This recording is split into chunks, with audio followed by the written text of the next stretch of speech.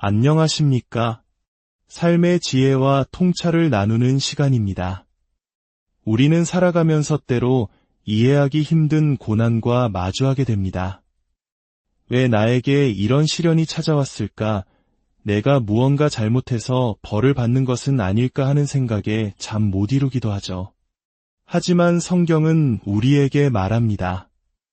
모든 힘든 가르침이 반드시 우리의 잘못을 바로잡기 위한 징계인 것만은 아니라고 말입니다.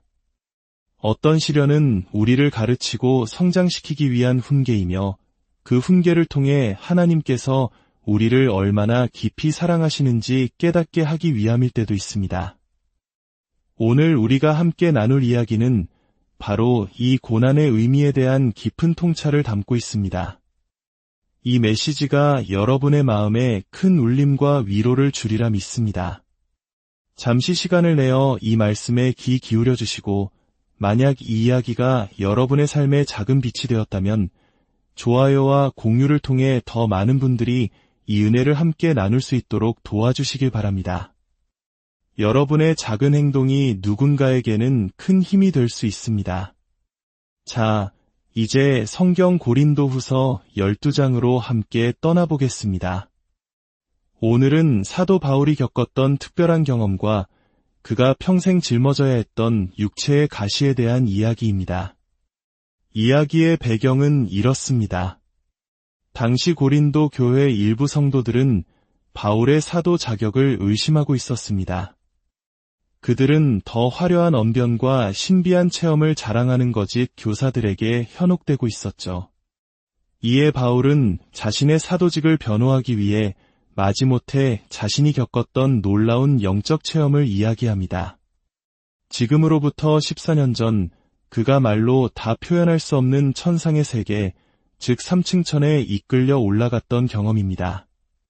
바울 자신도 그 경험이 육신을 입은 채로 겪은 것인지 아니면 영혼이 육신을 떠나 경험한 것인지 알 수 없다고 말할 정도로 신비하고 압도적인 체험이었습니다. 아마도 이 경험은 사도행전 14장에서 그가 루스드라 성에서 복음을 전하다가 돌에 맞아 거의 죽었다가 살아났을 때 일어났을 것으로 추정됩니다. 사람들은 그가 죽었다고 생각하여 성 밖으로 내버렸지만 제자들이 그를 둘러쌌을 때 그는 기적적으로 다시 일어났습니다. 그 짧은 죽음과도 같은 순간 그는 하나님의 영광을 목격했을지도 모릅니다. 하지만 바울은 이러한 신비한 환상이나 계시가 자신의 신앙 인격을 증명하는 가장 큰 증거라고 생각하지 않았습니다. 오히려 그가 평생 겪어야 했던 수많은 시련과 그 어려움 속에서도 굴하지 않고 믿음을 지켜낸 인내의 과정이야말로 자신의 사도됨을 증명하는 더 확실한 증거라고 여겼습니다. 그래서 그는 천상의 환상 이야기에서 곧바로 자신의 가장 큰 약점이자 고통이었던 육체의 가시 이야기로 넘어갑니다. 왜냐하면 바울은 너무나 놀라운 천상의 비밀을 본 사람이 자칫 교만해지기 쉽다는 것을 알았기 때문입니다. 그 엄청난 경험에 도취되어 스스로를 특별한 존재로 여기게 될 위험이 있었던 것이죠.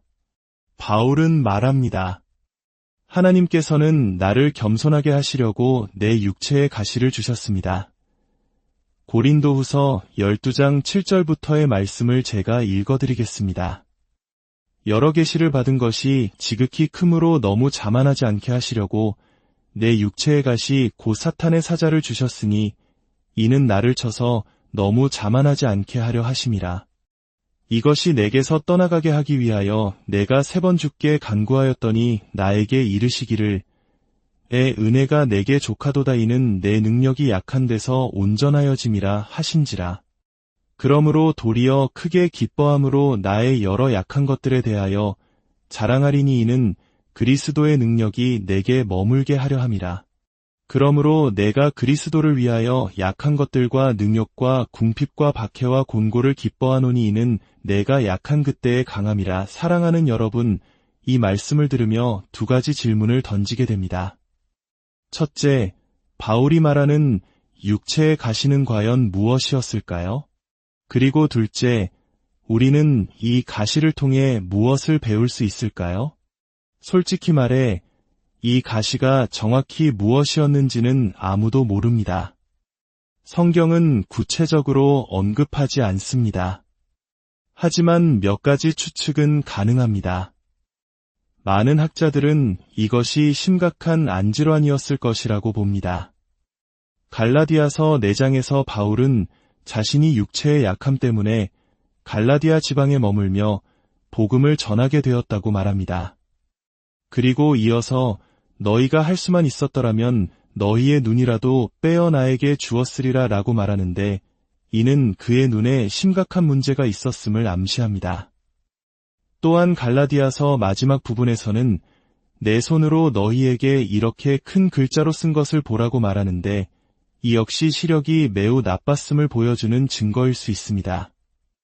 어떤 이들은 이것이 육체적 질병이 아니라 그가 복음을 전하는 곳마다 겪었던 끊임없는 박해와 반대, 즉 사탄의 사자처럼 그를 괴롭혔던 대적들이라고 해석하기도 합니다. 하지만 하나님께서 이 가시의 정체를 명확히 밝히지 않으신 데에는 깊은 뜻이 있다고 저는 믿습니다. 만약 바울의 고통이 특정한 질병이었다고 명시되었다면 우리는 나는 그 병이 없으니 이 말씀은 나와 상관없어라고 생각하며 쉽게 지나쳐 버릴지도 모릅니다. 이 가시가 모호하게 표현됨으로써 이것은 우리 각자가 짊어지고 있는 모든 종류의 고통, 즉 육체적, 정신적, 영적인 모든 시련을 대표하게 됩니다. 그것은 우리 삶의 고질적인 문제, 끊임없이 우리를 괴롭히는 약점, 혹은 힘든 인간관계일 수도 있습니다. 중요한 것은 그 가시가 무엇이었느냐가 아니라 바울이 그 가시에 어떻게 반응했으며 하나님께서 그에게 무엇을 말씀하셨느냐입니다. 여기서 바울이 사용한 가시라는 단어는 우리가 흔히 생각하는 장미가시 같은 작은 것이 아닙니다. 원어인 헬라어 스콜롭스는 거대한 말뚝이나 심지어 사람을 꿰뚫는 형벌의 창을 의미하는 단어입니다. 이것은 가볍게 넘길 수 있는 불편함이 아니라 그의 존재를 뒤흔드는 극심한 고통이었음을 말해줍니다. 더욱 놀라운 것은 바울이 이 가시를 사탄의 사자라고 부르면서도 그것을 없애달라고 하나님께 간구했다는 점입니다. 그리고 하나님께서는 그것을 없애줄 능력이 있으심에도 불구하고 허락하지 않으셨습니다. 마치 구약의 욥이 겪었던 시련과도 같습니다. 욥의 고난은 사탄으로부터 시작되었지만 그것은 하나님의 주권적인 허락 안에서 일어났습니다. 하나님께서는 사탄의 악한 의도조차도 당신의 선한 목적을 이루는 도구로 사용하실 수 있는 분입니다. 사탄은 우리를 넘어뜨리고 파괴하기 위해 고난을 사용하지만 하나님께서는 그 동일한 고난을 통해 우리를 단련시키고 겸손하게 만들며 당신의 은혜를 더욱 깊이 깨닫게 하십니다. 그렇다면 우리는 이 육체의 가시, 즉 우리 삶의 고난에 어떻게 경건하게 반응할 수 있을까요? 바울의 경험을 통해 몇 가지 중요한 교훈을 얻을 수 있습니다. 첫째, 시련은 우리를 배우는 사람으로 만듭니다. 모든 시련은 우리에게 무언가를 가르치기 위한 하나님의 교실입니다. 우리 삶이 너무 평탄하고 안락할 때 우리는 배우려 하지 않고 현실에 안주하기 쉽습니다. 그러나 위기나 어려움이 닥치면 우리는 비로소 우리 자신의 연약함을 깨닫고 하나님께서 무엇을 가르치려 하시는지 귀를 기울이게 됩니다. 하나님께서는 우리가 그 교훈을 배울 때까지 시련을 거두지 않으실 때가 많습니다. 로마서 5장에서 바울은 말합니다. 우리가 환난 중에도 즐거워하나니 이는 환난은 인내를, 인내는 연단을, 연단은 소망을 이루는 줄 알미로다. 환난을 통해 우리는 인내를 배우고 그 인내의 과정을 통해 우리의 인격은 단련되며 결국 흔들리지 않는 소망에 이르게 됩니다. 그리고 그 과정 속에서 우리는 평안할 때는 미처 깨닫지 못했던 하나님의 깊고 넓은 사랑을 체험하게 됩니다. 둘째, 시련은 우리를 겸손하게 합니다. 바울이 육체의 가시를 받은 가장 직접적인 이유가 바로 이것이었습니다. 너무나 위대한 영적 체험으로 인해 교만해질까봐 하나님께서는 그를 낮추는 가시를 허락하셨습니다. 우리 인생도 마찬가지입니다. 하나님께서 주시는 성공과 축복이라는 높은 산을 경험할 때 우리는 희망을 품게 됩니다. 동시에 하나님께서 허락하시는 고난과 실패라는 깊은 골짜기를 지날 때 우리는 겸손을 배우게 됩니다. 희망은 우리를 앞으로 나아가게 하고 겸손은 우리가 길을 잃지 않게 합니다. 예수님께서 말씀하셨습니다. 누구든지 자기를 높이는 자는 낮아지고 누구든지 자기를 낮추는 자는 높아지리라. 우리는 스스로를 낮출 수도 있고 아니면 하나님께서 우리를 낮추시도록 할 수도 있습니다. 스스로 겸손의 자리에 머무는 것이 훨씬 덜 고통스러운 길입니다. 셋째, 시련은 우리의 시선을 하늘로 향하게 하고 기도의 자리로 이끕니다. 평소 기도할 시간이 없다며 바쁘게 살다가도 감당하기 힘든 위기가 닥치면 우리는 저절로 무릎을 꿇게 됩니다. 갑자기 우리의 기도 생활은 그 어느 때보다 뜨거워집니다. 왜 그럴까요? 위기 이전에는 우리의 관심이 온통 세상의 것들에 쏠려 있었지만 육체의 가시는 우리의 방향을 재설정하여 하늘을 바라보게 만들기 때문입니다. 혼란스러웠던 삶의 우선순위가 명확해지고 우리의 초점은 하나님께로 향하게 됩니다. 바울은 이 가시가 떠나가기를 3번이나 간절히 기도했습니다. 그가 멈춘 이유는 응답을 받았기 때문입니다. 비록 그가 원하던 방식의 응답은 아니었지만 하나님의 뜻을 깨닫고 마음의 평안을 얻었기 때문입니다. 하나님께서는 때로 우리가 원하는 것을 주시지 않고 우리에게 더 필요한 것을 주십니다. 넷째, 시련은 우리를 자신의 힘이 아닌 하나님의 은혜와 능력에 의지하게 만듭니다.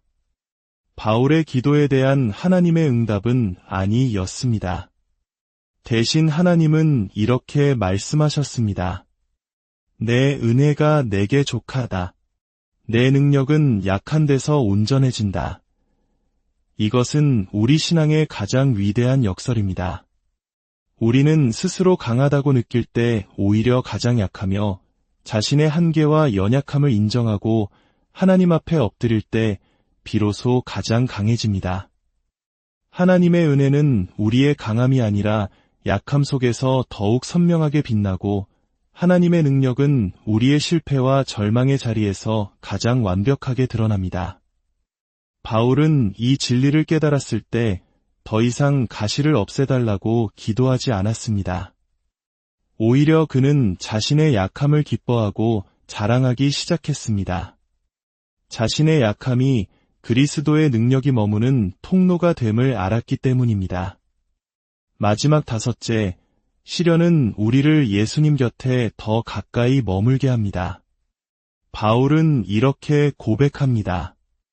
그러므로 내가 그리스도를 위하여 약한 것들과 능욕과 궁핍과 박해와 곤고를 기뻐하노니 이는 내가 약한 그때의 강함이라. 고통스러운 일들을 기뻐한다고 말하는 것은 얼마나 놀라운 신앙의 경지입니까? 이것은 그 고통 자체가 즐겁다는 뜻이 아닙니다. 그 고통으로 인해 자신이 예수님께 더 가까이 나아갈 수 있었기 때문에 그 결과를 기뻐한다는 의미입니다. 우리를 편안하게 하는 것들보다 오히려 우리를 약하게 만드는 것들이 우리를 주님께 더 단단히 붙들어 메어준다는 사실을 그는 알았던 것입니다. 17세에 다이빙 사고로 전신마비가 되어 50년 넘게 휠체어에서 생활하고 있는 조니 에릭슨 타다 여사의 고백이 생각납니다. 그녀는 자신의 책에서 이렇게 말했습니다. 때로 하나님께서는 자신이 미워하시는 것을 허락하심으로써 자신이 사랑하시는 것을 이루십니다. 또한 태어난 지 6주 만에 시력을 잃어 평생을 암흑 속에서 살았지만 8,000편이 넘는 아름다운 찬송가를 남긴 팬이 크로스비 여사의 이야기도 우리에게 깊은 감동을 줍니다. 그녀는 이렇게 말했습니다. 만약 내일 제가 완벽한 시력을 되찾을 수 있다 해도 저는 그것을 받지 않겠습니다. 저는 차라리 눈먼 사람으로 남기를 선택할 것입니다. 왜냐하면 제가 이 세상을 떠나 천국에 갔을 때 제 눈을 기쁘게 할 첫 번째 얼굴이 바로 저의 구원자 예수님의 얼굴이 될 것이기 때문입니다. 이분들은 자신의 육체의 가시를 저주가 아닌 선물로 여겼습니다. 그 가시가 없었다면 결코 경험하지 못했을 깊고 친밀한 주님과의 동행이 있었기 때문입니다. 지금 이 순간 당신의 삶에도 당신을 찌르고 괴롭게 하는 육체의 가시가 있습니까? 그것이 질병이든 깨어진 관계이든 경제적인 어려움이든 혹은 마음 깊은 곳의 상처이든 하나님께서는 그것을 알고 계십니다. 보고 계십니다. 그리고 그 모든 것을 허락하셨습니다. 그분은 그 가시를 통해 우리를 가르치고 겸손하게 하시며 하늘을 소망하게 하고 그분의 은혜와 능력을 더욱 의지하게 하여 결국 당신 곁에 더 가까이 두시기를 원하십니다. 함께 기도하겠습니다. 사랑의 하나님 아버지, 오늘 바울의 삶을 통해 고난 속에 담긴 당신의 깊은 뜻을 묵상하게 하시니 감사합니다. 지금 이 순간에도 삶의 무거운 짐과 육체의 가시로 인해 고통받고 신음하는 당신의 자녀들이 있습니다. 주님, 그들을 긍휼히 여겨 주시옵소서. 당신의 자비와 은혜, 능력과 사랑을 그들의 삶 가운데 부어 주시옵소서. 그들이 가시를 제거해달라고 부르짖을 때 때로는 기적적으로 치유하여 주시고 또 때로는 내 은혜가 내게 족하다. 내 능력은 너의 약함 속에서 온전해진다고 말씀하시며 감당할 힘과 평안을 허락하여 주시옵소서. 우리가 약할 때 오히려 강함 되시는 주님, 우리의 연약함을 통해 당신의 위대하심이 드러나게 하시고 우리의 고통이 주님께 더 가까이 나아가는 거룩한 통로가 되게 하여 주시옵소서. 언젠가 우리가 당신의 얼굴을 마주하게 될 그날까지 믿음으로 인내하며 이 땅에서의 삶을 승리하게 하시고 모든 영광을 주님께 돌리게 하여 주시옵소서. 이 모든 말씀, 우리를 구원하신 예수 그리스도의 이름으로 간절히 기도드립니다.